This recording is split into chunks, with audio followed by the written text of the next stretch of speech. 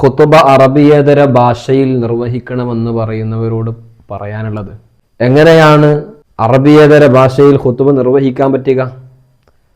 ജുമുഅ എന്ന് പറയുന്നത് സാധാരണ ഒരു നിസ്കാരം പോലെയുള്ളൊരു നിസ്കാരമല്ല. മുത്തുനബിയും സ്വഹാബത്തും നമുക്ക് കാണിച്ചു തന്നൊരു രൂപമുണ്ട്. ആ രൂപത്തിൽ നിന്ന് നമ്മൾ മാറി നിൽക്കുമ്പോൾ അതെങ്ങനെ ശരിയാകും?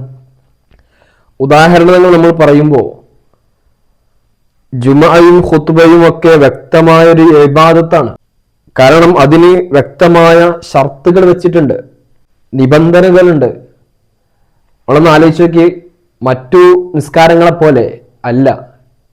ഖുതുബ വെള്ളിയാഴ്ച ആയിരിക്കണം, എല്ലാവർക്കും ഒഴിവുള്ള ദിവസം ഞായറാഴ്ചയാണെന്ന് കരുതിയിട്ട് ആ ഖുതുബ ഞായറാഴ്ചത്തേക്ക് അങ്ങ് മാറ്റിവെക്കാന്ന് കരുതിയാൽ സാധ്യമല്ല. ളുഹുറിന്റെ സമയത്തായിരിക്കണം.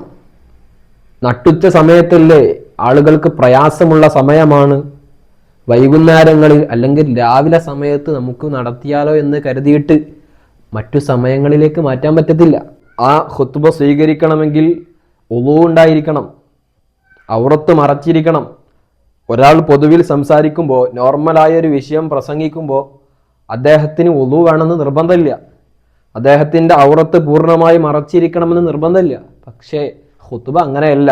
ഇതൊക്കെ അതിൻ്റെ ഷർത്തുകളാണ്. ഇതൊക്കെ പൂർത്തീകരിച്ചെങ്കിലേ അത് സ്വീകാര്യമാവുകയുള്ളൂ. അല്ലാഹുവും റസൂലും നമുക്ക് നൽകിയ ഒരു ഇബാദത്താണ് ജുമുഅ ഖുതുബ എന്നുള്ളത്. മഹാനായ നവവി ഇമാം പറയുന്നത് കാണാം, ഇഷ്തറത്തു ലിഅന്നഹു ദിക്റുൻ മഫ്റൂദുൻ ഫശുരിത ഫീഹിൽ അറബിയ്യ കമാ തശഹ്ഹുദി വതക്ബീറത്തുൽ ഇഹ്റാം. അപ്പോൾ അറബിയേതര ഭാഷയിൽ കൊണ്ടുവരാൻ കഴിയില്ല. പിന്നെ എങ്ങനെയാണ് സ്വഹാബത്തും താബിഈങ്ങളൊക്കെ ചെയ്തു വന്നിരുന്ന ആ ഖുതുബ എങ്ങനെയാണ് അറബിയേതര ഭാഷയിലേക്ക് വരുന്നത്?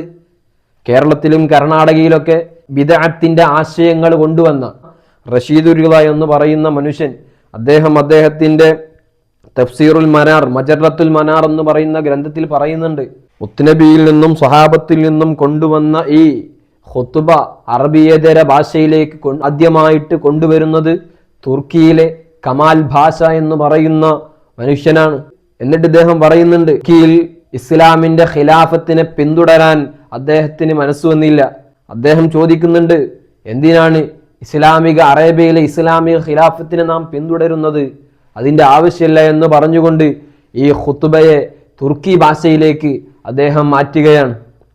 അവിടുത്തെ ഖത്തീബുമാരെ വിളിച്ചുകൊണ്ട് പറയുന്നുണ്ട്, ഈ ഖുതുബ അറബിയേതര ഭാഷയിൽ കൊണ്ടുവരണം, തുർക്കി ഭാഷയിൽ കൊണ്ടുവരണം.